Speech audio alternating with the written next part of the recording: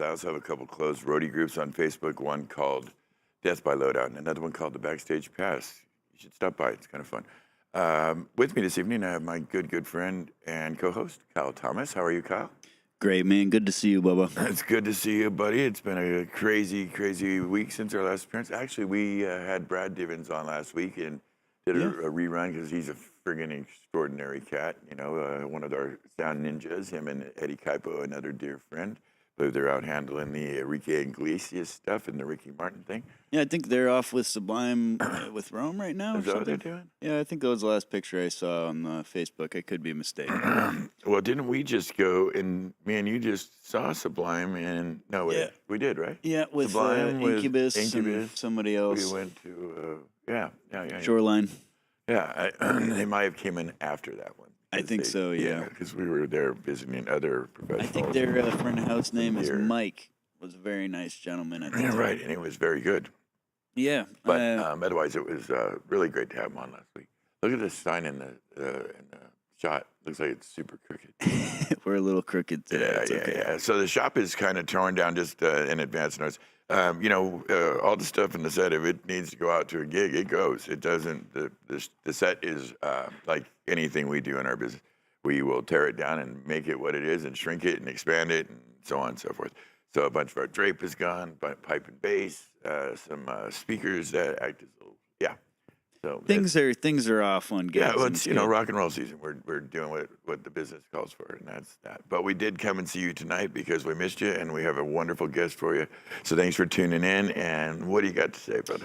Yeah, we saw Sue Kearney today, and I just wanted to shout out and give my love to her. She was testing speakers today, and it was great to see her. You know, somebody who's routinely a dear friend, an amazing technician and person in the audio game with us, lovely woman. And usually in the comments watching the shows when she's not in working. And but tonight, again, going back to the gear being all sucked up, I don't know how many laptops we've got that run systems here, and they're all out. Yeah. So we don't have our comments laptop, so we don't. So I'll get it on my phone. I'll hop on my phone. Yeah, once I go to interview, and you'll jump over and say hi to some of our friends. And, definitely. And it was lovely to see Sue Kearney. I always enjoy working with her. Me too. She's a good, hard person and very talented and very skilled. Thank you, Sue, for your day today. We also just finished last week a show with Kool and the Gang and Lionel Richie, which went That was kind of a big deal, at 4 stages, and we had, I think, 1 or 2 of them were revolving or rotating stages. And we had a rotating stage on the main stage. It was a lot of fun. A lot of fun, and the complexities that go with it. But my goodness, these are bands that I freaking was raised up with. I remember when I was, almost 55, and I remember back when I was young, maybe 12 or 13, going to the Roller City, and Lionel Richie coming on with like Brick House and the Commodores and shit. We'd be like roller skating and chasing girls around, It's like, so this guy's been a soundtrack to my life, and Kool and the Gang are one of the funnest funk bands, R&B bands on the planet. So yeah, extraordinary and really fun. Oh, it was a blast. And me and Mike just still going out to do Aftershock with Nemophila, this Japanese metal band. Can't say enough about it. A real surprise to me, So I'm not sure I'd run out and collect the album, but listening to it kind of passively, that band shreds, and you guys are going to have a lot of fun. Yeah, it was fun. Yesterday we finished up rehearsals with them, and we're going to go out tomorrow. Friday will be our day for the show, so it should be fun. This is at the Great Aftershock Festival in Sacramento? Yep. Yeah, no, that should be good. Who's headlining that day? Kiss. You had the big Kiss. I've never seen Kiss show before, so I'm going to pop my Kiss cherry finally. I'm very happy. That is a funny way to put it, but I totally get it. And you kind of have to see Kiss and at some point they'll actually stop touring. They threatened like 14 times now, but at some point they're just going to time out. And so you got to get it in under the wire because it's pretty much the show that they would put on in other points in their career at this point. And they do bring the big show. They're going to blow some shit up. He's going to spit some blood. They're going to do all the stuff, the classics. And I think Guar is going to be headlining on our stage. Should be fun to watch. You have any experience with Guar? Oh, totally. Oh, Guar, bring it. And they're nasty bastards. And just stay back 8 rows and you'll be fine. Yeah, no pig's blood today. Yeah, because they're going to bring it and it's going to be fucking dirty. And it's like an old comedy like Gallagher used to do. People just brought Visqueen to the show, and like got under, just our head sticking out, you know. Totally. Yeah, Guar's been doing that shit for like 30 years. Like, yeah. Hey, you mentioned Brad Divins. We just got a D Live in the house, and I know he's been a really big advocate on the whole transition to that console.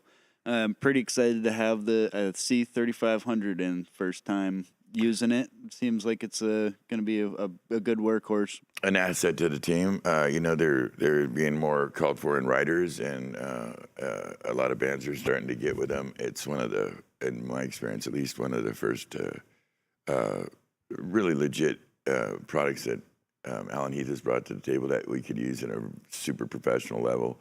You know, some of their other offerings are using a slightly different capacity, and a lot of folks like Brad Divins.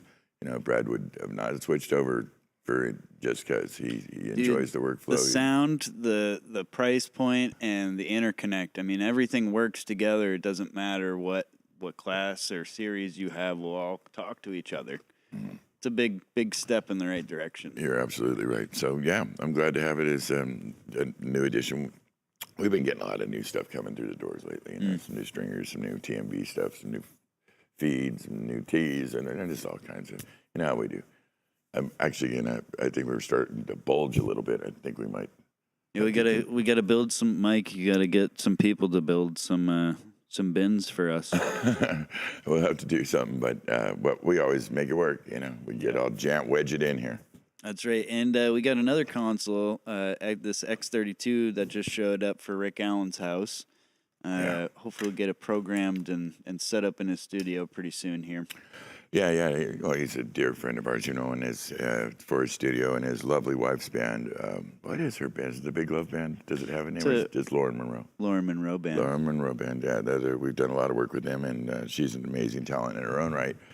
And I think they got past the part of just renting and borrowing stuff, you know. So now they have to have their own thing, and that'd be really good. It's a good investment, definitely. Absolutely. And then today we were prepping for a Bandmade tour that's going to be going out pretty shortly here. Yeah.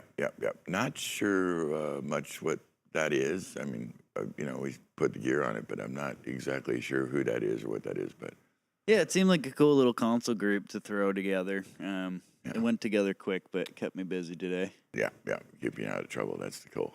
And I wanted to give a quick shout out to Scott Perlman. He's going out to do a thing with this group called Bonneville. It's a original Muscle Shoals group from Fame Studios.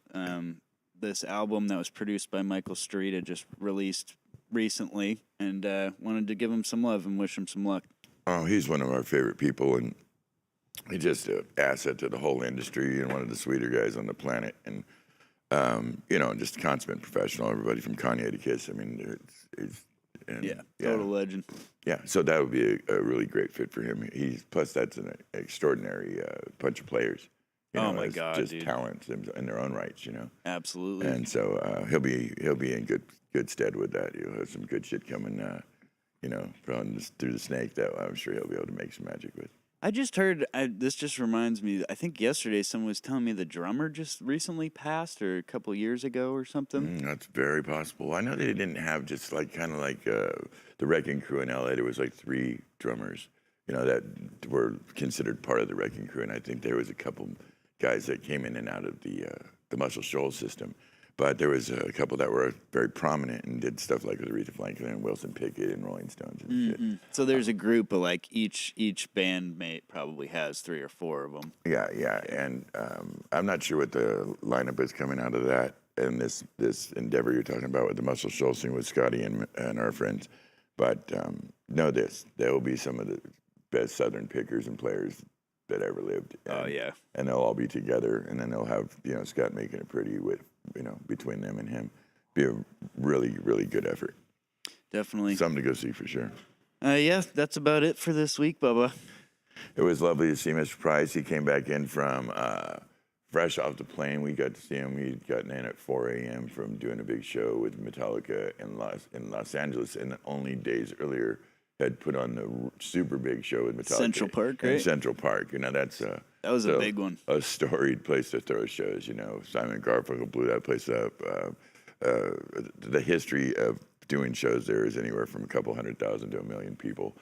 And yeah, and so our dear friend came in, and And that's a good point. I just wanted to. That's a good point. Greg owes, or we owe Greg a lot. He's allowed us to and trained us, me and Mike, on this S6L console for damn near 3 years now. that's right. And we're very appreciative of it. I've become a much better engineer because of Greg and Brad Maddox, and very Yeah. appreciative of their time. Yeah, we're very fortunately situated to have some really, not to take anything away from you and Michael and some of our other engineers. We got some great talented people here, but finishers like Brad Maddox, his history is 23 years with Rush and currently out with Flow in the Machines, and has worked for everybody from Van Halen to Smashing Pumpkins, Linkin Park, whatever. There's no way not to spend a couple hours with him in front of a board and not come away a better engineer. Yeah, and absolutely. Craig Price's resume speaks for itself. Often referred to as the stadium engineer on the planet, which is not an easy thing to get labeled. And he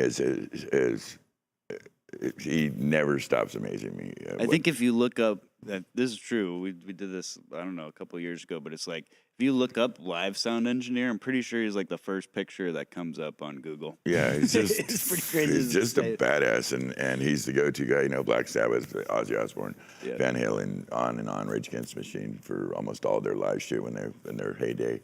All of it. He's an extraordinary cat, man. He's worked with everybody, and one of the top engineers in the world. Definitely. And it was lovely to have him in the shop the last couple of days in a row.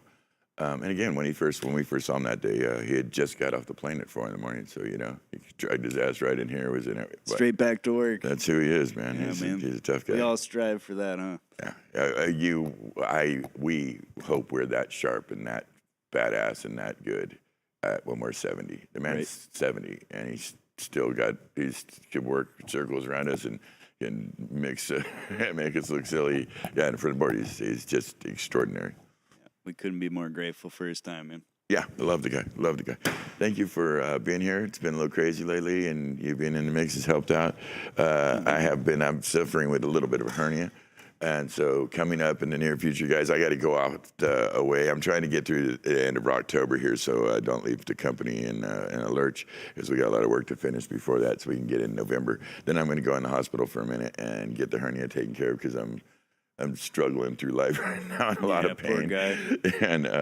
But the work is the work and the job is the job, and our obligations to the things that we've committed to are what they are, and so we'll get through those real quick and get into the just past, because for us, even when the rock and roll slows down, usually that means the corporate kicks in real hard, and we don't necessarily exactly stop. There's not too much of a slow season. But there's more ideal times to leave than others. And in my case, I think that will be around just past the beginning of November. So I'm going to take a little break for a couple weeks. And so we'll run some reruns. Some reruns. Thank you, brother. But in between now and then, we've got some really great guests coming in. Daniel Keller-Liston. We talked to him about insights in sound and some of the cool things he's got up to. He just moved his studio into Tennessee. Oh, wow. And he's a sweetheart of a guy. He'll be coming on. We'll have Mick Flair coming through, which is just retired, I think, 6 days ago from IATSE after 45 years. He knows where all the bodies are buried. I can't wait to have him sitting here. So many good stories. Oh, my God. He's a I sweetheart of a man. He's done it all, and he's just wrapping up his time, but he's still as vibrant and vigorous, and, it's just... Perfect time for an Yeah, interview. yeah. We're going to throw him over there and be like, so tell us what happened with Bill Graham. He just, it's all, it's going to be lovely. So we got some good shows coming up between now and then we'll come back strong. We've got a whole bunch of people on the roster from Jim Regis to just a bunch of heavy hitters, some really nice guys, and we'll get back to it. I just need to get a little tune-up, a little cut, and a little put a little zipper in there and make Good as things- new. Yeah. Bionic Vince in no time. It's a total rock and roll injury. This is it is so rock and roll. It couldn't be more what we do and the results of what we do. Well, we hope you heal up quick. Thanks. I'm sure I'll be fine, man. I'll eat some Wheaties or some shit. Be just fine. Now, you may have noticed, this is the first show you watched us. I don't honestly know what the number of shows. I'm not really a stickler about counting it. But I think we stopped at 100. 100, I believe we're somewhere in 110 to 120 shows. And each and every one of them, I have sponsored lovingly and affectionately the Camel Cigarette Company. at full fucking blast with full vigor and love. And wish I could be doing that now, but we're trying to walk a line, so we're going to behave. And I hope you all see that out there, us behaving. And I'm going to do an hour long without smoking, which is going to be really fucking hard. And I would like some appreciation on that one, all while in extraordinary foul champagne. This is going to be a special show, but it really actually is, because thank you for being here. Thank you, Michael, for dealing with all of it. You guys, we just came right from the work and sat in here and started doing this. I appreciate it very much. It is going to be a special show because I got an amazing guest, so let's get right to it. You do. You got us another gold nugget, dude. And this guy is truly special. I'll give you an example. I like this guy very, very much. Respect, like, love even. Me too. And he's a fucking lighting guy. That should tell you everything, right? Vince don't like a bunch of moths. I'm not a big fan of the lampy. People know this.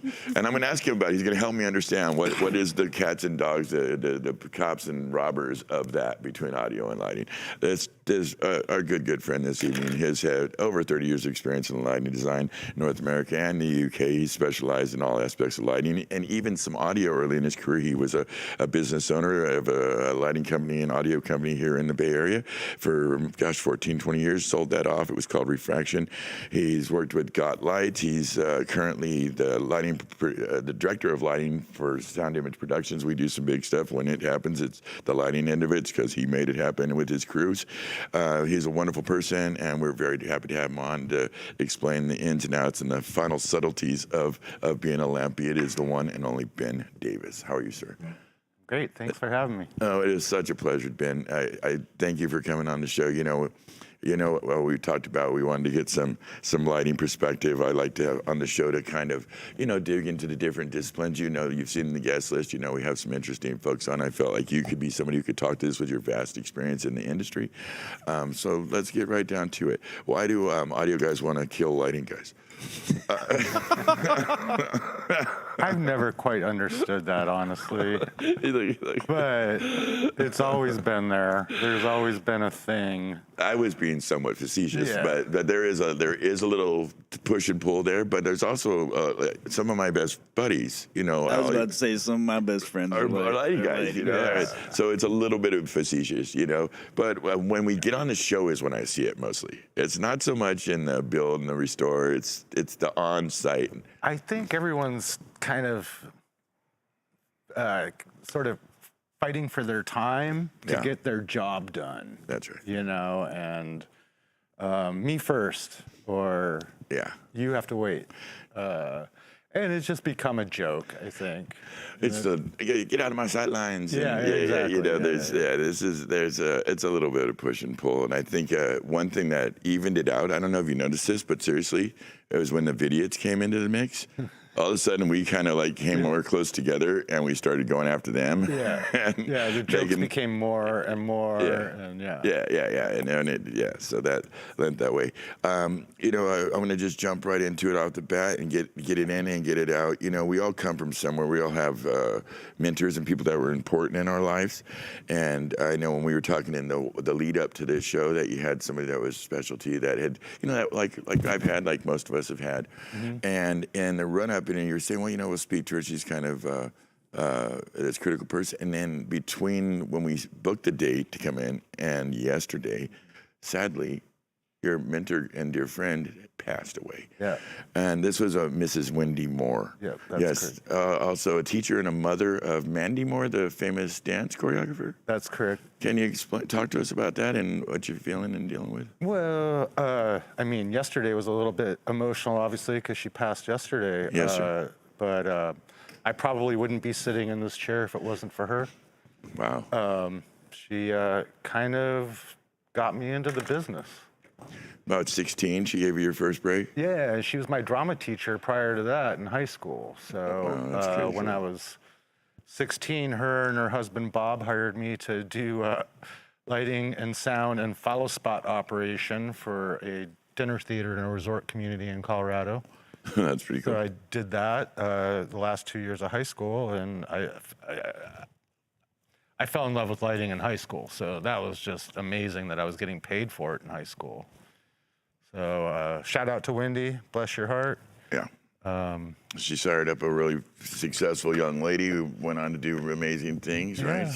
I think I read she directed 150 shows in her career as a theatrical director. That's pretty impressive. Yeah. And you just mentioned that one of the first things you did for was running evening cue-based shows for dinner theater.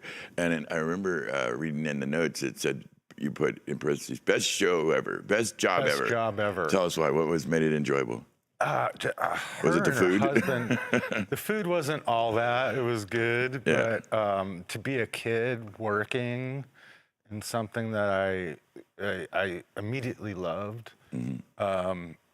was great. You know, I'd get there while everyone was at dinner, and I'd sit at the bar and do my homework. That is what I can see that in my mind's eye. Yeah, and, you know, Very it cool. was just fun. They're great people, and you know, she was almost like a second mother in some ways. And I think that she probably, you know, asked me to do that just so I'd stay out of trouble.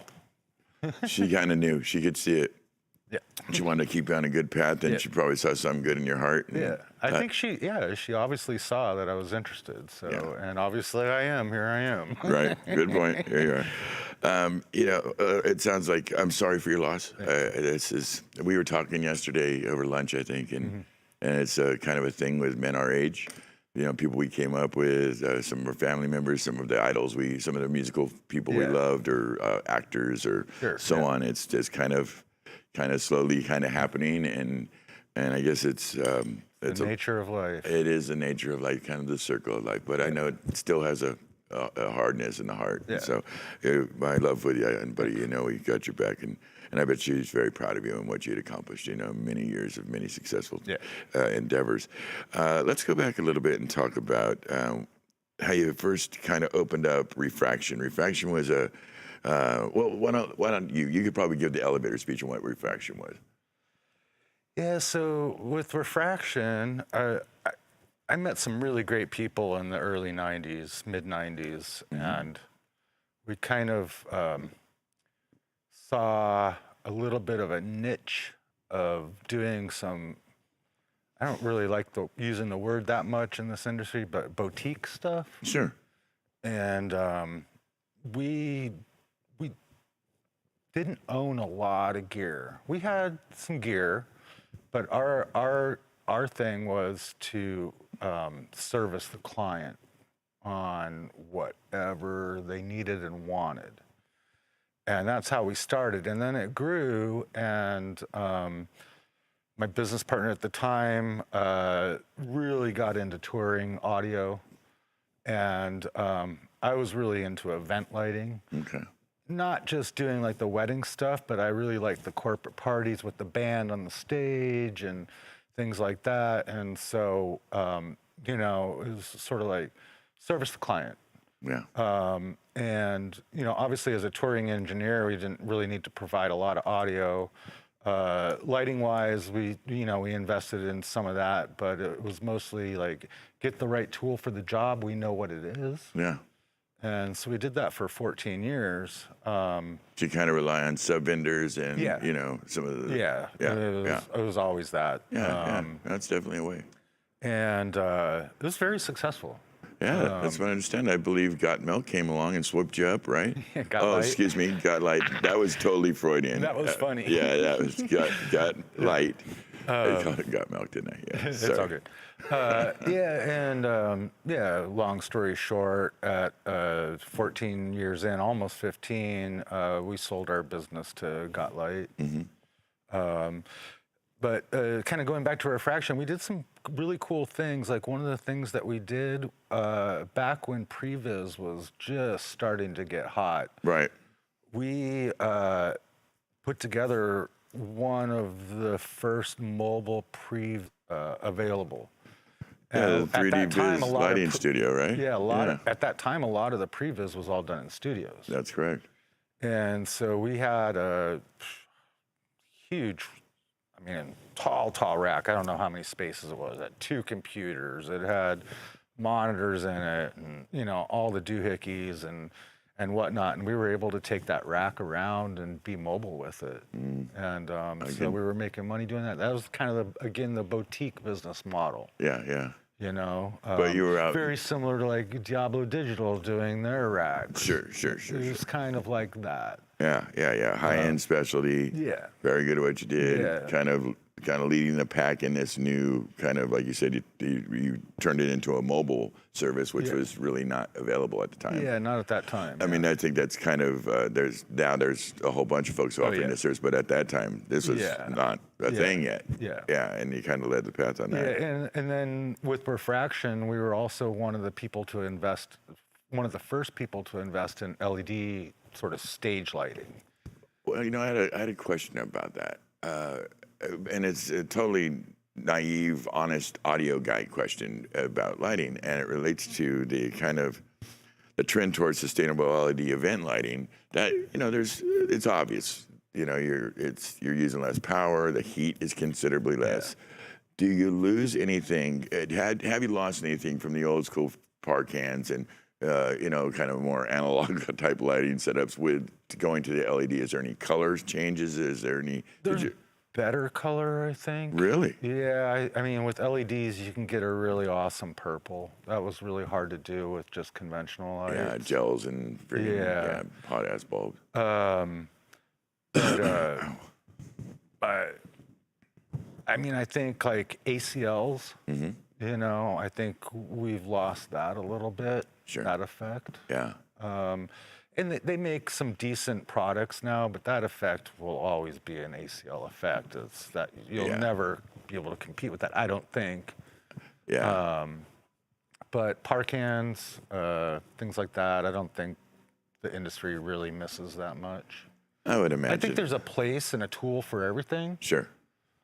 But, you know, as a whole, I don't think that par cans are getting missed too much. You know, they definitely took up, you know, those big meat racks full of those damn things. I mean, you know, and the heat and oh my God, and the weight. Oh yeah, and the amount of power it took. Oh Jesus God. Cable. Yeah. So I mean, those benefits are obvious. I just couldn't tell because I don't know enough about it. I don't want to lie. You know, we throw up our lights on the set here, but you lit your own show today, buddy, and I appreciate that. Thank you. He was the LD on the show today. Thank you, because you're fucking badass, and here we are. But so I don't always know a lot of stuff. But it was a you know, an honest question. I didn't know if there was a trade there. You know, I remember when it was going from kind of the old par cans to Morpheus kind of starting to do the color coding and all that. You know, that whole kind of transitional space. Yeah. And I know there was a lot of interesting science going on and you know, technology really coming to the forefront. So it seems like the shows are just as bright and pretty as ever. Maybe in some ways you're right, more so. Yeah. And certainly with a lot less heat. And yeah, it's a big thing. Working with Impact, how'd you like when you sold Refraction, or when you guys handed it off? You ended up working with Impact for a minute, didn't you? Actually, I worked with Impact before we had our business. Oh, so it was Got Light. When you sold to Got Light, you went to Got Light, and we're like their kind of watchdog and overseer, kind of like who I am and what I do here. Sure, yeah. Yeah, really similar. I wanted to ask you about, here I'm digging through the pile. Got like running their. I saw some really cool pictures of you running their fabrication department. You guys used to kind of get very creative and do some really cool things. Yeah. What was that all about? This is at Got Light, right? Yeah. So I was at Got Light almost 9 years, and when I first started, the fabrication department was maybe 1,000 square feet, and it was kind of a hot mess. And I think the owner saw potential in me and some ideas, and long story short, they expanded their warehouse. They had a subtenant, and we took over a good portion of that when the subtenant left, and turned it into about 3,000 square feet. And it was a full workshop, metal, wood, paint, whole 9 yards. But I took a lot of interest in that. I had a lot of ideas, and that I saw a niche that I wished things I could have had, but then now I have resources to help this company bring some things to fruition with some ideas that I had and help them grow as a business. And it grew a lot. I mean, it was just me and one. When I started there, it was one person doing it, the fabrication stuff. And then I kind of jumped in and started helping out and bringing ideas to the table in project meetings and stuff like that. And then, you know, by the time I left, there was, you know, a department of 4. The fab partner was 4. Wow. Yeah. 3,000 square feet and 4 guys full-time. Yeah, full-time. Fabbing out. Yeah. Wow, it's pretty cool. Yeah. So that was a lot of fun. Give you a chance to express yourself on the creative side. Yeah, because owning a business was very interesting. Yeah. I didn't, you know, I wouldn't say I wasn't creative, but when you own a business, you kind of let go of some things, let other people deal with. Yeah. Because you need to do the books at the end of the day, and you need to, you know, call the insurance company, or you need to book trucks, or, you know. Right, yeah. So kind more of bureaucratic type. Yeah, and so that was fun. It was like kind of, you know, let go of owning a business and do something fun again and be creative. Yeah, I could totally imagine that. Yeah, totally imagine that. I was before we started, I had ran by and you were talking with 2 of the guys, I think Mikey and Kyle, and you mentioned that you were out. And I, as I heard the beginning of the story, I tailed right out of there so I could ask you again because it was interesting. You said you were out on I think it was in South Lake Tahoe. Oh yeah. And you were hooking up a Jenny for a show. Yeah, I was hooking up a generator for a show, and like 10 feet from me, I was literally on the Nevada-California border. There was a marker on the ground there that says where the border is. You step that way, you're in Nevada. Step this way, you're in, there was a fence, and a bear, mama bear and her 2 cubs jumped over the fence about 10 feet in front of me. And I was just like, that is a seriously dangerous situation. Yeah. Yeah, when they're with the babies, they can get really ugly. The mamas are very protective. Yeah. So you keep your cool, and how did that resolve I itself? Kind of froze and stood still, and she kind of passed through. Oh yeah, that was quick. They just took off. I don't even think they cared I was there, but I cared that they were there. Oh hell yeah! You go away now. Yeah. You go away. That's close enough. Thank you very much. Yeah. When you had refraction, you mentioned that it was both had an audio arm and a lighting arm. During that time, did you have opportunities to dabble in the audio world? Yeah, absolutely. Quite a bit. Marcel Kaktak was my business partner, who you know. I love me some Marcel, but I didn't know that's how you pronounced his last name. Yeah. Say it again. Kaktak. Kaktak. Yeah. All right, I can remember that because I've been wanting him on the show. We met at a lighting and sound company that was in Emeryville in the early 90s. So I've been around audio for almost 30 years. So I understand signal flow. You know, I understand what cables are. I understand, you know, enough. And going back to some of those event things, you know, I'd set up an analog. I think we had an Allen and Heath. I can't remember what board it was, but it was like a 16-channel board. I'd be able to set that up and get signal going. I just flattened the EQ because I didn't know what I was doing, and then just try to tweak it a little bit if I needed to. Sure. But a lot of those gigs, the event gigs, it wasn't a high fidelity thing. Right. You know, so I could just set some levels and, you know, get some wireless mics going and stuff like that. Up to the races. Yeah. Yeah. So I can do that. Just no, it didn't strike you as compelling as the lighting thing. Well, I mean, I'll be perfectly honest. I think I'm tone deaf.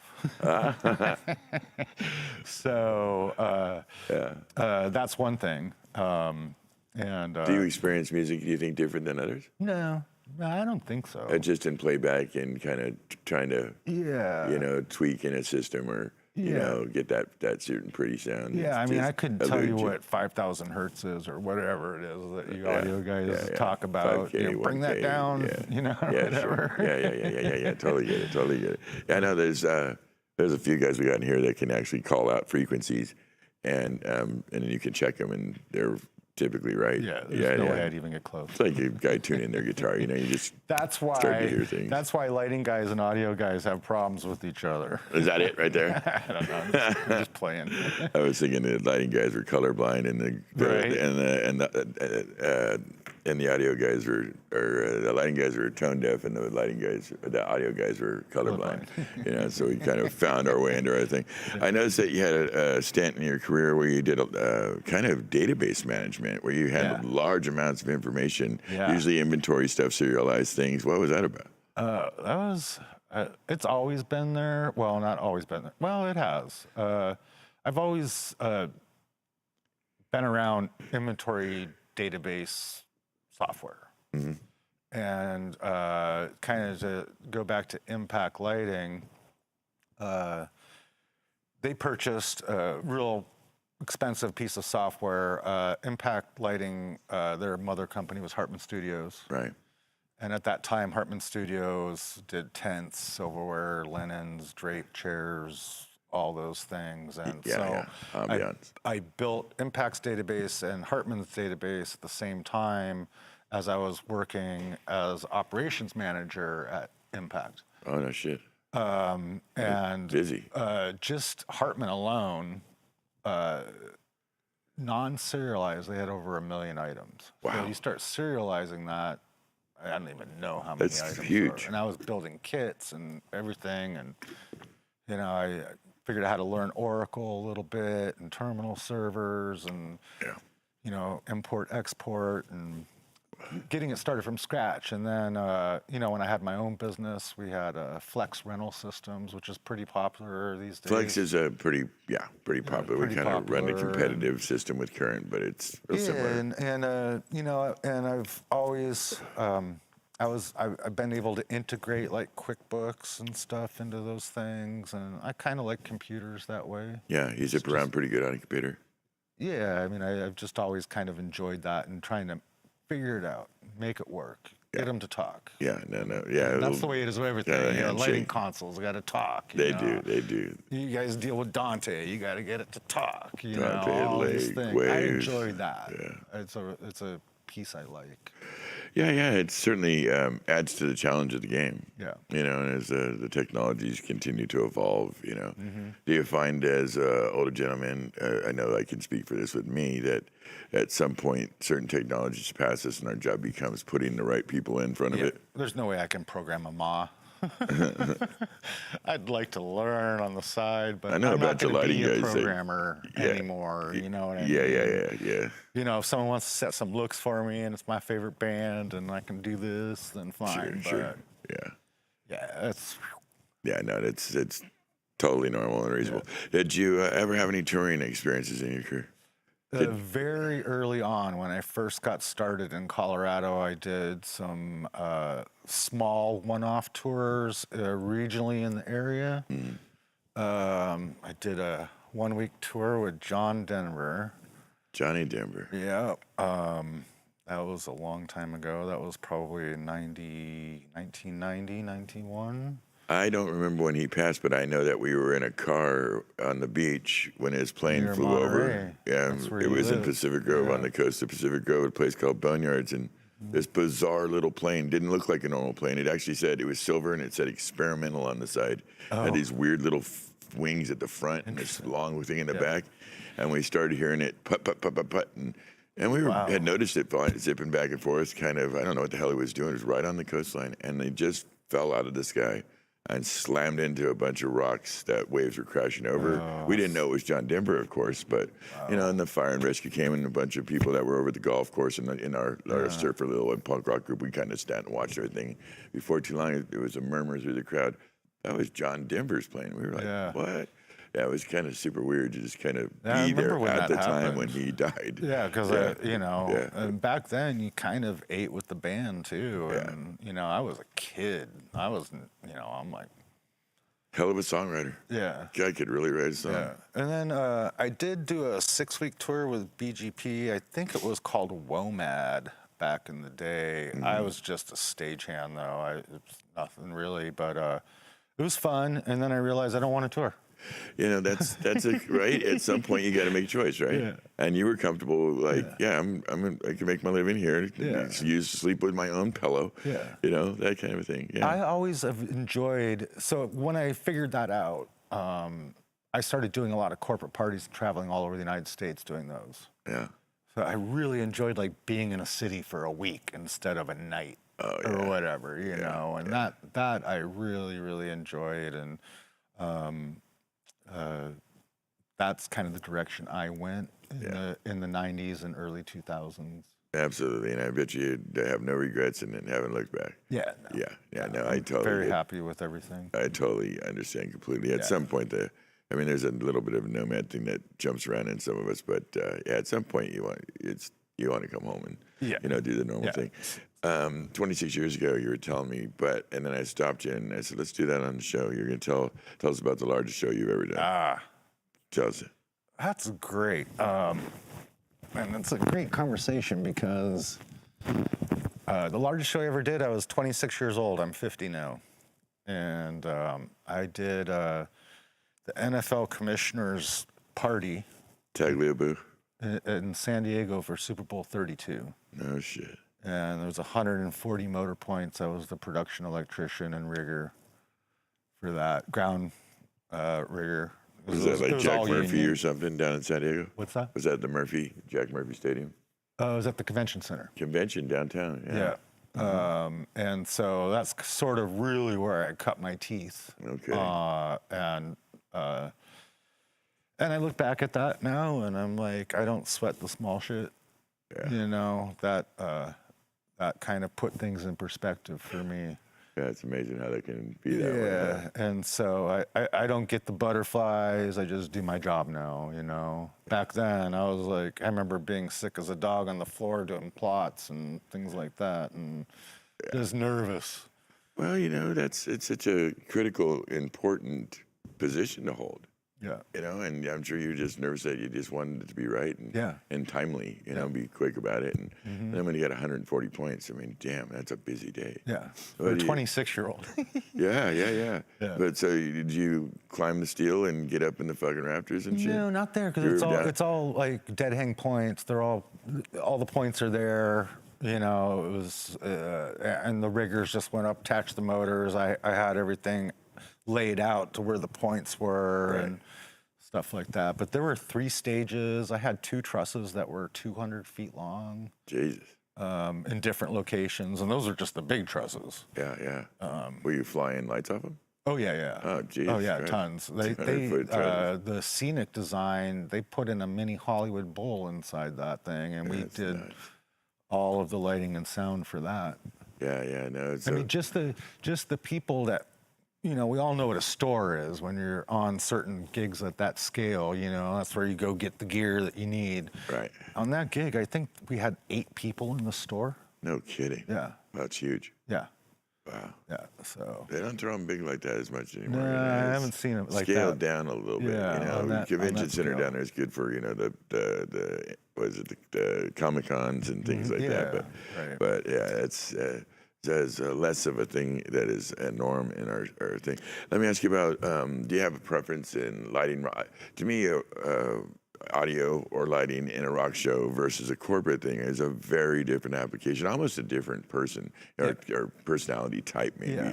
But do you have a preference of lighting rock shows versus corporate, or do you have one or the other, or it's just the work? And Great question. I mean, I started out doing rock shows at Red Rocks. Yeah, see, no, fuck. Right? Yeah. So you probably haven't got to use the new roof there, right? No, I haven't seen it. I haven't seen a show there in a long time, but yeah. Really cool. So that's where I got my start. And after the dinner theater, I moved to Colorado Springs and got a job as a shop manager at a regional company there. And it was just the 2 of us. And so he would bring me out. And that's where I did the John Denver thing too. He owned Colorado. I mean, that was his spot. And so, I started doing rock and roll there, and then I moved here and started working at a place called Performance Lighting and Sound in Emeryville with some dear, awesome people that I'm still in touch with this day. And they did a combination of rock and corporate and parties. And they did everything that was lighting and sound. So that's sort of how I got into the event world. Right. And that's where I, again, started doing those corporate traveling events for corporate parties for big corporations. Right. And then, you know, from there, I sort of got into production management and then operations management. Yeah. And then had my business, sold it to Got Light. And then I'm back here at Sound Image. And, you know, I've done a lot of rock shows since I've been here in March. And Yeah, is that when you came? yeah. God, it feels more like we've been hanging longer in a good way, you know? Yeah. No, but we've lasted since March. We've I don't know what the numbers are, but it's 60, 70, 80. I don't know. Yeah, it's been quite a few shows. Yeah, and I've had a lot of fun. Yeah, And good. kind of learning the ropes again.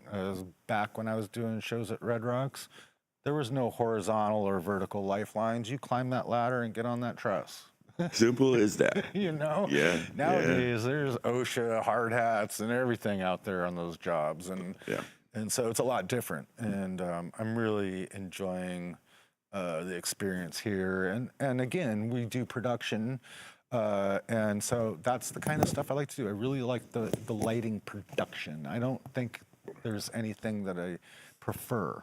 Yeah. You know, as far as it goes. Well, I mean, you do it well, and you clearly understand the work and the nature of the beast. And as a result, we've thrown some really good shows together, and you put up some been big. successful. I'm very pleased in myself and the team and the company and everyone. So, Any feedback about the thing we got in the world right now? We keep it close, but you know what I'm talking about. Everything going well? Yeah. As far as you know. Yeah. Good. Yeah.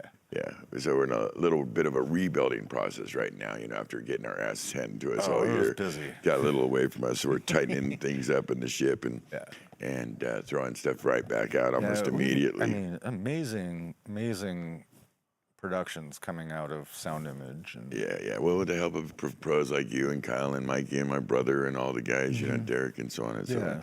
Oh, we're super blessed to have you, man. It's made appreciate work that. 10 Thanks. times easier. I love working here. You guys are great. Yeah. You keep the good communication between the departments, and it's nice to have that and to be able to kind of slip in between and keep care of each other and cover our backs, and so we all come out looking good, and mostly that the customer gets a good. We want the customer. Show. That's what it's about. Yeah. And that's why I love seeing the smile at the end of the day. You know, and it's really important shit. it doesn't matter how bad I hurt or, you know, those kinds of things. I making the customer happy is the thing, and that's what I appreciate about this business, because there are a lot of people experiencing what we're doing and not just the customer. So if the customer's happy, that means then the guests are happy, and that at the end of the day is very rewarding. Yeah. And, I can sleep well at night. Yeah. No, you deserve good sleep. You put on. Not to say I haven't messed up, but Wait, what? You're a human? Did you just say you think he said he ended up being a human? yeah. Yeah. We had no automatons here, buddy. You make us look bad. No, you're doing great, man. You can't say enough. We really appreciate you being on the team. What do you think? You think we're all the way out of the woods with the weird shenanigans that we were, you know, politically and medically that we were going through for the last couple of years? You think we've seen the last of that for a minute, or? I mean, that's a big question, but and I don't know if I have the answer to it. I'm not sure anybody does, but I can't help but ask it. Sure. Just out of curiosity. I think, I mean, I don't want to get into politics, but I think the medical side of things, you know, I have faith that, you know, there's decline. Yeah, it seems like it's kind of petered off some, and I still know some of our folks who are running around with masks on, which, you know, more power to them. I want them to protect I think people are going to be wearing masks for a long time. Yeah, I was wondering about that. I have no judgment. No, me either, not at all. I get the, you know, that added layer of protection. And in some cultures, it's a normal way to go out into the city, you know, and deal with kind of urban pollution and Exactly, and so on. So yeah, you see there's a lot of Asian countries there. That's just a normal that's part normal. of the, the attire almost. It's like Yeah. putting on a jacket or Yeah. something. We got a lot of, as you know, you see we're in the hiring jag right now. We know that a lot of young people coming up in the game. As there's a little bit of a labor shortage, it seems like. So a lot of the medium and top guys are really pushed out there trying to keep the tours locked down and all that machine going. And a lot of the younger people are coming up in the mix. You've seen them. We've got a few. You just brought somebody in the lighting. Yeah. What do you think the future holds? Or what? Let me do that different. What advice would you give to the youngsters of America that want to get into this game? Not just America. Yeah. The Okay. world. Yeah, that's right. We do get Great probably question. America, don't we? And I think the biggest piece of advice, it doesn't matter what you're into or want to do or whatnot, but the biggest piece of advice is pay attention to your environment, because there's a lot to learn just from that. Are you saying situational awareness? Yeah. I love it. Yeah. And you never know when another department might need a hand and you're available to help, and you're going to learn something. Yeah. Something you might, Ben, don't ask us to touch your lights, please. well, yeah, right. I learned sound a little bit, right? But that's just because I've been around it and I paid attention. And that's what I did as a kid, is getting into this business, really soaked in as much as I could. And, if you're stepping into this business, you're not going to be touching certain things right away. I'll give you an example. When I first started at that job in Emeryville, my first day in the warehouse was drilling through steel. Oh, good times. And that was a full day of my arms hurting really bad at the end of the day because of the vibration. Yeah. So, do what's asked of you. And no one's going to ask you to do something they haven't ever done. Yeah. So it's not like, we're just going to have you do this because I don't want to do it. Right. Type of thing. Be a team player and be a nice person. Yeah, that's more in short supply than it should be. Yeah. And kindness goes a long ways in this. We're already got enough deadlines and stress in this We've all game. experienced the one person that's like, that's not my job. What, to be nice, or that? it's not No, my that's job just not to- my job. Yeah. I'm not going to touch that. That's not my job. Yeah. Yeah. But if you do that job, you're going to be respected for doing that job. Yeah. That's how I feel in my heart. And that's what I would share with the younger people, is just, Pitch in, pitch tell the in, doors closed, just the show ain't understand your over. environment, right? Until the truck's is sealed. Exactly. No gig is ever the same. No. Every gig is totally different. Yeah. It's totally different. Different gear, different personnel, different personalities, everything. You want to be a solution-oriented person, problem solver. Yeah, right? I mean, ideally, Ideally. avail yourself. The more tricks you got, if you can drive a truck, that's even better. If you can, you know what I mean, whiz around on the computer, fantastic. Yeah. Just because you're an audio person but can drive a truck and it has lighting gear in it doesn't mean you're not an audio person. That's right. It just means you're helping out the You're team. a team member. That's right. You're a team player. Yeah. No. The more tricks you got in your bag, the more valuable you got to a person like me or a person like you who's trying to staff things. And, the more utility you can get out of them, the more rounded, the more of a full service, thing we can provide our And customers. I think that's one reason why I surrounded myself around audio, because, I want to help if I can, you know. And if someone's short-staffed and says I need an NL8 or an NL4 or NL2, I think I know the difference. I think, but I'm willing to go check that out. Yeah, and do that. You burst in every so often and seem to know your way around the wilds of the audio department, which is pretty dense and thick and lots of stuff to choose from. Yeah. Yeah, anybody just wandering into that would not fare well. Yeah. But I've never seen you have any problems over there. But I bet I could put an NL2 and an NL4 next to you and you couldn't tell me the difference. I could open it up and tell you. Then you would know. Of course, any NL2 we use, which is very infrequent, kind of distributed sound or something in that kind of a nature, is usually either labeled really well or colored differently, because we tend to hide it. Yeah. Well, it was funny, over in the other people's pile.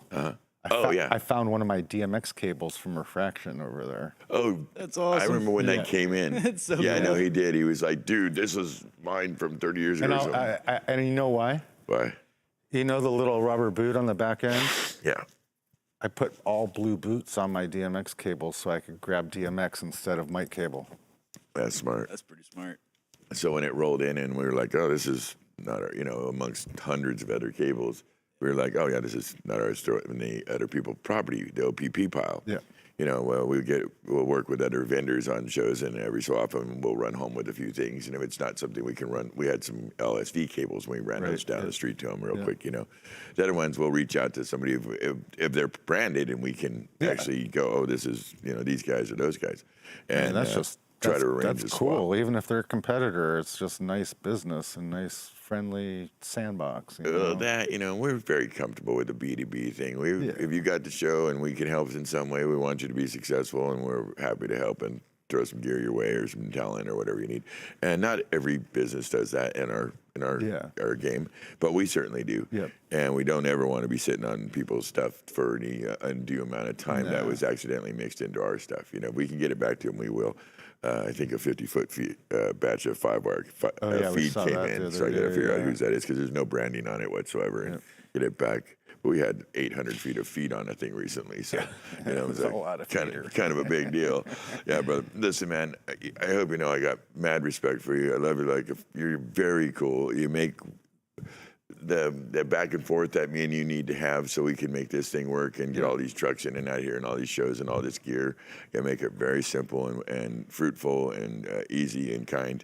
And I appreciate you more than you could possibly know. Plus, you just got a great eye, and you came and saved the day in here more than once, and we appreciate you for that. Well, ditto. So I appreciate it. We'll always have your back, and I was just playing a little bit about the cops and robbers thing with the lighting auto. I'd never had that with my crew here. It's not that. It's something that happens when we get on shows. You know what I mean? And not between us, of course. But just something about you get on, and there's some PRG or somebody's in there. I just want to destroy them a little.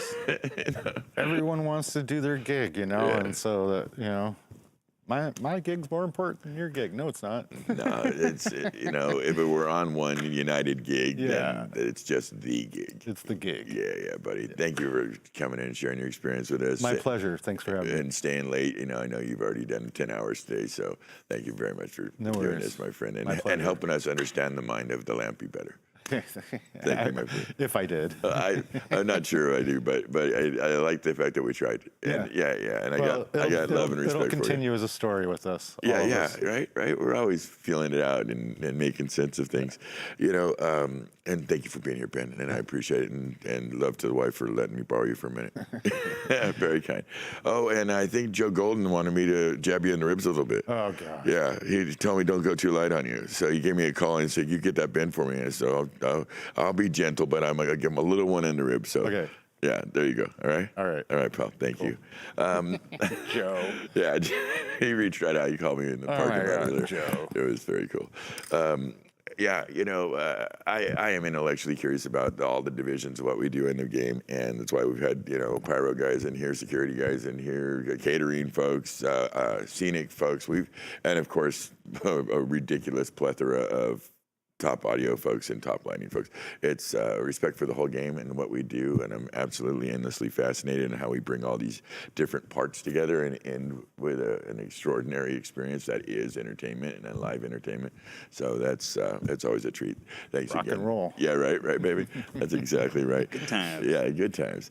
Again, I hope my energy wasn't too low. I am feeling a little road hard and put away wet, but I had to be here with you people and do this with my good friends, and I appreciate you guys for meeting up with me on this one. Next week, we're gonna hopefully have the co-founder of SoundGirls.com. Her name is Michelle.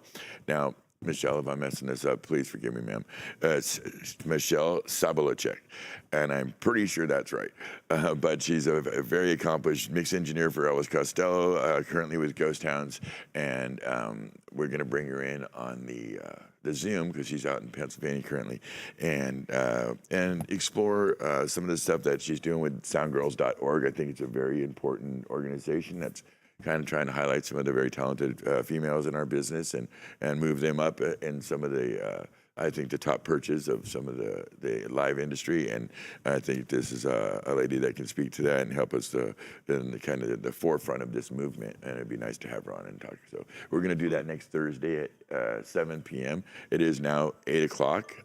We're almost getting out right in an hour. You guys, thank you for being here. I'm going to just cut it short. You know where to find us. Thank you for coming in at Facebook Live, YouTube, Twitch, all the places we do this thing. We will do it again next Thursday. Until then, you guys be kind, be good. You know what to do. Good night.